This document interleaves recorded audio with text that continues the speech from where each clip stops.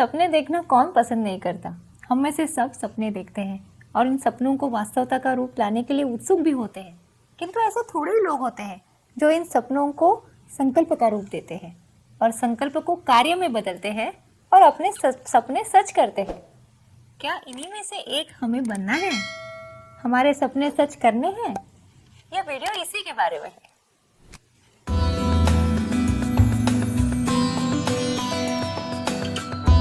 नमस्कार, मैं डॉक्टर कलिका।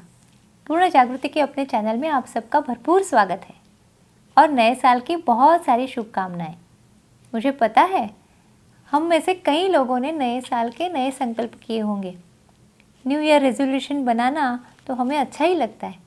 हर चीज़ की नई शुरुआत काफ़ी उत्साह देती है और एक नई उम्मीद भी जाग उठती है कि हमारा जीवन जो आज हम जी रहे हैं इसे थोड़ा बदल देते हैं, कुछ और अच्छा करते हैं और खुशी बढ़ाते हैं और फिर हम इसी चाह में नए संकल्प करते हैं। और ये सही भी है, क्योंकि अगर हमें भविष्य बदलना है तो वर्तमान में जो कर रहे हैं यह भी तो बदलना पड़ेगा। तो क्या बदलना ज़रूरी है? क्योंकि क्या हुआ, 2-3 दिन पहले प्रेयस श्रेयस से मिला और श्रेयस ने कहा, अरे प्रेयस, तुमने इस बार क्या नया संकल्प किया है? तो प्रेयस बोला, इस बार मैं अपना 10 किलो वज़न घटाने वाला हूँ। तो श्रेयस हंस पड़ा, बोला, अरे यार, तूने पिछले साल भी तो यही कहा था। हाँ, तब तो कहा था, पर इस साल मैं पक्का करूँगा, तुम देखना। तो फिर तुमने किया क्यों नहीं? अरे मैं इतना बिजी रहा हूँ पूरा साल, मुझे समय ही नहीं मिला। फिर घर से निकल के दफ्तर पहुँचते पहुँचते इतना दूर जाना पड़ता है, इतनी ड्राइविंग करनी पड़ती है और फिर ऑफिस में 6 बजे 5 बजे सब जब इकट्ठा हो जाते हैं तो चाय कॉफ़ी स्नैक्स वो भी तो हो जाता है। फिर रात को देर से घर आता हूँ तो देर से खाना खाता हूँ, फिर खाना खा के सो जाता हूँ। मेरे हाथ में कुछ है नहीं, मेरा रूटीन जो है ना वही पूरा ख़राब है।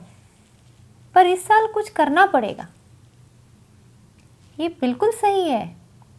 100 में से 80% लोग यही कहते हैं कि हमारी रिजोल्यूशंस पूरी नहीं होती, इसका कारण कुछ और है, हम में से बाहर का कारण है, परिस्थिति है, लोग हैं, इसीलिए हमारे रिजोल्यूशंस पूरे नहीं होते।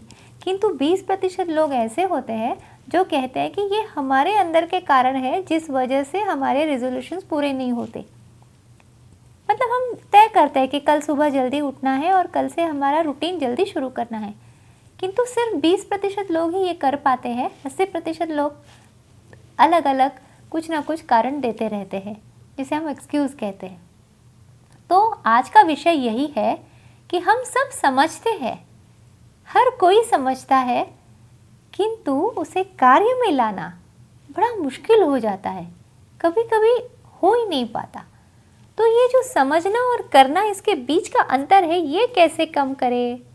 और जो हम सोचते हैं, हम जो इच्छा रखते हैं, उसे हम संकल्प का रूप कैसे दें और किए हुए संकल्प को हम कार्य में कैसे लाएं, यही है आज का विषय।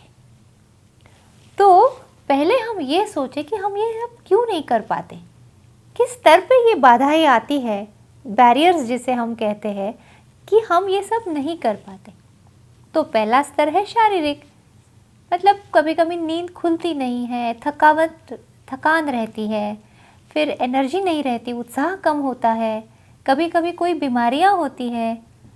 तो समझ लीजिए कि अनारोग्य है। कई बार वज़न बहुत कम होता है, कई बार बहुत ज़्यादा होता है, कई बार ऐसे होता है कि हमारा शरीर हमें साथ नहीं देता। तो ये रही शारीरिक बाधाएं। तो इस स्तर पे भी काम करना बहुत आवश्यक बन जाता है।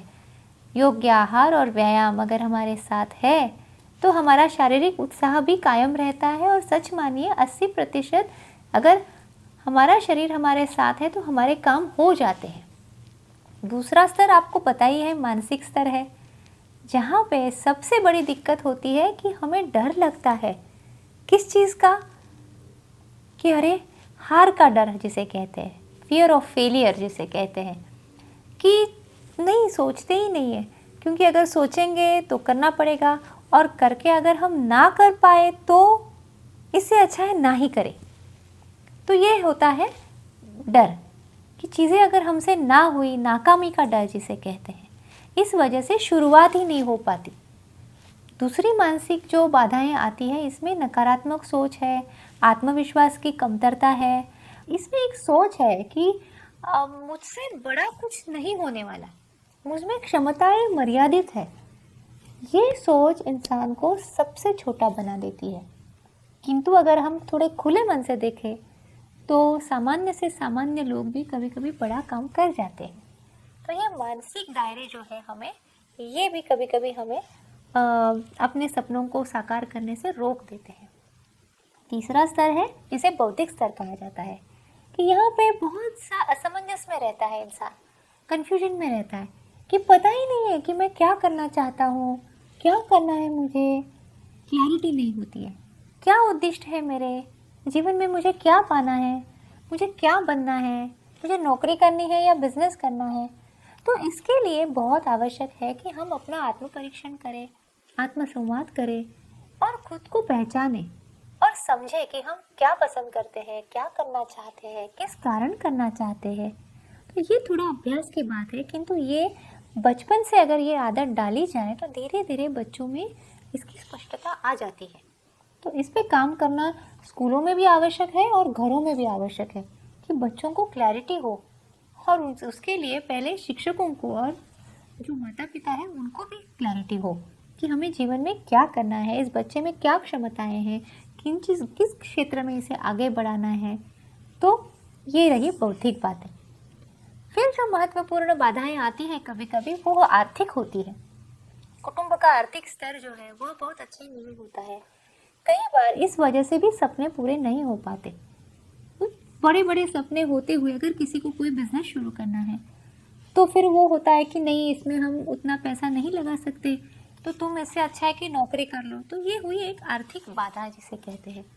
कौटुंबिक भी होती है। कौटुंबिक बाधाएं वो होती है कि रिश्ते सारे तनावपूर्ण होते हैं। कुटुंब का हमेशा नकारात्मक अगर सोच है तो उस बच्चे को आगे जाने से रोक लेते हैं, अरे तुम नहीं कर पाओगे, ये मत करो, ये सोच उसमें आ जाती है। कभी कभी आपस में झगड़े इतने ज़्यादा होते हैं कि कुटुंब का वातावरण पढ़ाई के लिए अनुकूल नहीं है, प्रगति के लिए अनुकूल नहीं है, एक दूसरे का द्वेष और झगड़े और नकारात्मकता से भरा हुआ है। तो ऐसा कौटुंबिक वातावरण भी बाधाएं कर सकता है। किंतु इस सब के बावजूद अगर हम देखें तो दुनिया में ऐसे कई उदाहरण हैं कि इन बाधाओं की फिक्र ना करते हुए भी जो विपरीत परिस्थिति में आगे बढ़े हैं। तो इसका मतलब कोई ऐसी ताकत हमारे अंदर है जो इन बाधाओं के ऊपर भी हमें ताकत देती है, और हम इन सब चीज़ों से छोटे नहीं बनते हैं, हमारे सपने भी रुक नहीं जाते। तो हमारे सपने अगर हमें आगे रखने हैं, चलते रहने हैं, उनको साकार करना है, तो देखते हैं प्रैक्टिकली कैसे करना है। तो पहला तो है, जैसे हमने कहा, स्पष्टता होनी चाहिए कि हमें क्या करना है। अगर स्पष्टता है तो दूसरा स्टेप ये है कि उसे कागज़ पे लिख लीजिए। आप कहेंगे इसमें क्या है, कागज़ पे क्यों लिखना है, मेरे मन में है। किंतु कागज़ पे लिखने से क्या होता है कि हमारा जो अंतर मन है यह भी इसमें शामिल हो जाता है, उसे एक सजेशन मिलती है और सबकॉन्शियस माइंड भी आपके साथ आ जाता है, और उसे हम एक एक्चुअलाइजेशन जिसे कहते हैं, मटेरियलाइजेशन हो जाता है उसका कि हाँ ये सपना है और इसे हमें पूरा करना है। तो यहाँ पे और भी एक बहुत सुंदर सी बात है कि कई बार क्या होता है ना कि हमारा जो मेंटल सेटअप होता है, मानसिकता जो होती है, वहाँ पे हम अपने लिए बाधाएं बना देते हैं। तो इसलिए ये जो कृति है ये बड़ी आवश्यक है कि आप आंखें बंद कीजिए और सोचिए कि अगर आपके जीवन में कोई भी बाधाएं नहीं है, कोई भी आपके बैरियर्स नहीं है, तो आप जीवन कैसा जीना चाहेंगे। मतलब अगर यहाँ कोई परी आके खड़ी हुई है या जिन आके खड़ा हुआ है और उसने कहा बताओ कैसा जीवन चाहिए, क्या बनना चाहते हैं, तो एक बार कागज और पेन लिख के अपना पूरा सपना लिख लीजिए और अपने जीवन का एक चित्र बना दीजिए। ये बड़ा आवश्यक है। इससे हमें पता चलता है कि हम क्या चाहते हैं और किस स्तर तक आगे जाना चाहते हैं। फिर यहाँ पे कोई बाधाओं की बात नहीं आती। उसके बाद फिर हमें उसे वास्तवता के स्तर पर लाके क्या करना है तो हम कर सकते हैं। किंतु बड़ा सोचना, सपने देखना भी आवश्यक है, उन्हें कागज पे लाना आवश्यक है। उसके बाद जब हम कागज पे लाते हैं तो हमें पता होता है कि अब हमें क्या करना है। अगर ये बिजनेस है तो बिजनेस का पूरा प्लान प्रोजेक्ट बना देते हैं। अगर जीवन है अपना रोजमर्रा का, और अगर गृहिणी है तो समझो उसे आर्थिक स्तर पे आगे बढ़ना है, तो वो ऐसे पिछले 10 साल से कह रही है, हर साल रेजोल्यूशन बनाती है, पर कुछ ना कुछ हो जाता है, हो ही नहीं जाता।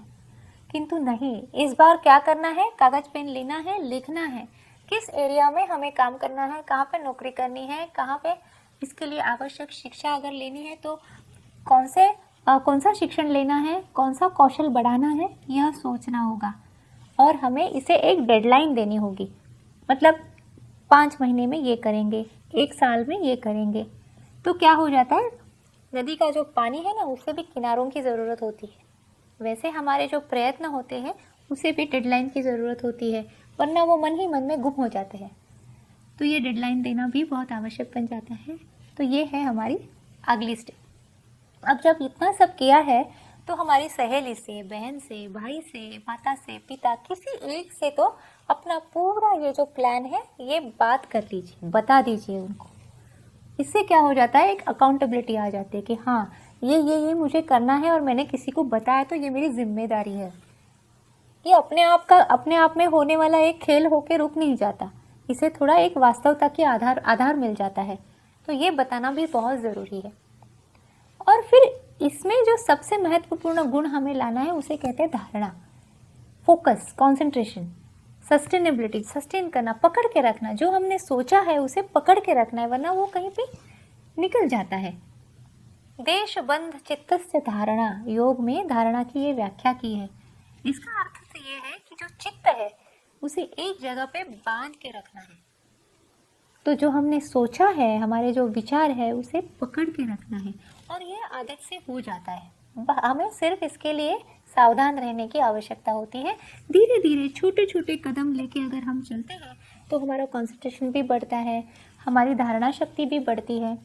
और अगर हम कहेंगे कि मुझे व्यायाम करना है रोज, तो 1.5 घंटा रोज करना है, ऐसा मत तय कीजिए। बस इतना कहिए कि नहीं, मुझे 10 मिनट काफ़ी है, सिर्फ 12 सूर्य नमस्कार डालने हैं। 10 मिनट तो हम निकाल ही सकते हैं। अगर उतना भी समय नहीं है तो 2 मिनट तय कीजिए कि 2 मिनट मुझे कूदना है, हो गया व्यायाम। अगर आप 30 दिन 2 मिनट कूदते हैं तो भी फर्क पड़ता है। तो छोटे छोटे कदम लेके अगर हम आगे चलते हैं तो हम बड़े उद्दिष्ट के पास आ जाते हैं। तो ये आवश्यक बन जाता है। और इससे बहुत महत्वपूर्ण बात ये है कि खुशी खुशी कीजिए, जो भी करना है एंजॉय कीजिए। जो प्रक्रिया है, प्रोसेस है, अगर उसे हम एंजॉय नहीं करेंगे तो जीवन तो ऐसा ही निकल जाएगा। ये थोड़ी ना रेस है, ना कहीं पे पहुंचना है। हर एक क्षण हमारे लिए महत्वपूर्ण है। तो यहाँ पे ये खुशी खुशी करना, एंजॉयमेंट करना, और स्वयं को थोड़ा सा रिवॉर्ड भी करते जाइए। मतलब आपको मैं बताती हूँ कि जब मैं अपना वेट लॉस कर रही थी तो मैंने ये तय किया था कि अगर मैं आज एक्सरसाइज करूँगी तो मैं एक फ्रूट खाऊंगी जो मीठा है। मीठा हमें पसंद होता है। अगर मैं एक्सरसाइज नहीं करूँगी तो मीठा नहीं खाऊंगी। इसमें क्या होता है कि एक नियमन सा आ जाता है और खुशी भी होती है। तो ये एक उदाहरण रहा। तो हाँ, आप जो आपको चीज़ पसंद है वो करना है, खाना है, देखना है, तो उसके लिए एक कंडीशन डाल दीजिए कि मैं अगर आज एक्सरसाइज करूँगी तभी वह करूँगी, वरना वो नहीं करूँगी। और अगर आप करते हैं तो वो कर लीजिए। तो ये खुश होना भी आवश्यक है। जैसे अगर 4 घंटे आप पढ़ाई कर रहे हो तो आप बता दीजिए कि 4 घंटे के बाद आधा घंटा मैं कुछ और करूँगी जो मुझे पसंद है। तो वो फ्री टाइम मिलने वाला है 4 घंटों के बाद, तो 4 घंटे पूरे कंसंट्रेशन से पढ़ाई करनी है। ये भी रिवॉर्डिंग होता है। फिर उस जगह पे हम बैठ जाते हैं। तो इस ऐसे अगर आगे चलते हैं तो धीरे धीरे हम अपने लक्ष्य तक पहुंच जाते हैं। और इससे एक महत्वपूर्ण बात है, आज ना बोलूँगी तो अच्छा नहीं रहेगा, और वो ये है कि हमेशा हम जो तय करते हैं वो सारे लक्ष्य पूरे नहीं हो पाते। शायद इसीलिए भगवत गीता में कहा गया है कि कर्मण्येवाधिकारस्ते मा फलेषु कदाचन। तो इसका एक सीधा सा अर्थ हम निकालते हैं कि फल की अपेक्षा ना कीजिए, किंतु इसे दूसरी तरह से भी सोचा जा सकता है कि फल की अपेक्षा भले ही हम करें, क्या हमारे हाथ में है कि 100% हमें वह फल मिलेगा? रिसर्च कहता है कि नहीं, 20% ऐसे हो सकता है कि अगर हम एक दिशा में काम कर रहे हैं तो हमारा लक्ष्य 100% हमें शायद ना मिले। यहाँ पे एक कहानी याद आती है जो बचपन में सुनी थी। एक कुम्हार था जो घड़े बना रहा था और वहीं पे दूसरा घर था उसके बाजू में, वो माली था और वो पौधे लगा रहा था। उसने अभी बीज डाले थे जमीन पे। तो ये जो कुम्हार है ये सोच रहा है कि हाँ, आज बारिश ना हो तो अच्छा है, वरना मेरे सारे घड़े जो है पानी में बह जाएंगे, इन्हें सूखना आवश्यक है इनका। और जो माली है उसी रात घर में बैठ के प्रार्थना कर रहा है, हे भगवान थोड़ी सी बारिश दे दे ताकि मैंने जो बीज बोए हैं उसे पौधे आएंगे, बाद में फूल खिलेंगे। तो देखिए, एक ही परिस्थिति की कामना दोनों लोग कर रहे हैं। अब किसी एक की पूरी होगी, किसी एक की नहीं होगी, यही है ना जीवन। तो कभी बार ऐसे हो सकता है कि जिस लक्ष्य के लिए हम आगे चल रहे हैं वो लक्ष्य शायद उतनी परसेंटेज में ना पूरा हो, या हमें एंड टाइम पे उसे थोड़ा बदलना पड़े। तो प्लान बी, प्लान सी भी आवश्यक है, उसके विकल्प भी हमें पता होने चाहिए और उतनी फ्लेक्सिबिलिटी हमें रखनी होगी। तो इससे क्या होता है कि डिप्रेशन, फ्रस्ट्रेशन, इसमें हम नहीं आ जाते हैं। और अंत में सबसे महत्वपूर्ण बात यह है कि हमें पता होना चाहिए कि इस उद्देश्य से हम क्या प्राप्त करेंगे। क्योंकि जीवन में जैसे छोटे छोटे लक्ष्य होते हैं वैसे एक परम लक्ष्य भी होता है कि हम जीवन में किस लिए आए हैं, हमें जीवन में क्या पाना है। अगर यहाँ मृत्यु देवता आके खड़ी हो गई और उसने कहा कि चलिए आपका समय हो गया, अब ये वीडियो जैसे ही ख़त्म होते हैं आप चलिए, तो ये सवाल मन में आना चाहिए कि अच्छा, तो इस जीवन में मैं जो करना चाहती थी क्या मैंने वो किया? जो मैं पाना चाहती थी क्या मैंने पाया? और अगर उत्तर नहीं है तो उस दिशा में क्या मैं काम कर रही हूँ या नहीं? ये प्रश्न हम में से हर एक को स्वयं से पूछना है कि मैं जीवन में जो भी कर रहा हूँ या कर रही हूँ, क्या इसका नाता मेरे परम उद्देश्य से जुड़ता है? क्या मैं जीवन की एक सफलता का अनुभव कर पाऊंगी? तो ऐसी कौन सी चीज़ है? किसी के लिए वो देश प्रेम है, किसी के लिए समाज कार्य है, किसी के लिए कुटुंब का संभालना है, किसी के लिए बहुत नाम कमाना है। किंतु ये भी सारे जो है ये भी साधन है। ये सब प्राप्त करके भी अंतिम साध्य क्या है, इसके बारे में भी सोचना बनता है। फिर एक बार आप सबको नववर्ष की बहुत सारी शुभकामनाएं। और आपको अगर ये बातें पसंद आई हो तो आप कमेंट में लिखिए, इस बहाने मुझे पता भी चलेगा कि आप लोग क्या सोच रहे हैं, आपको क्या पसंद आ रहा है। शेयर कीजिए, लाइक कीजिए और सब्सक्राइब कीजिए। खुश रहिए, फिर मिलते हैं।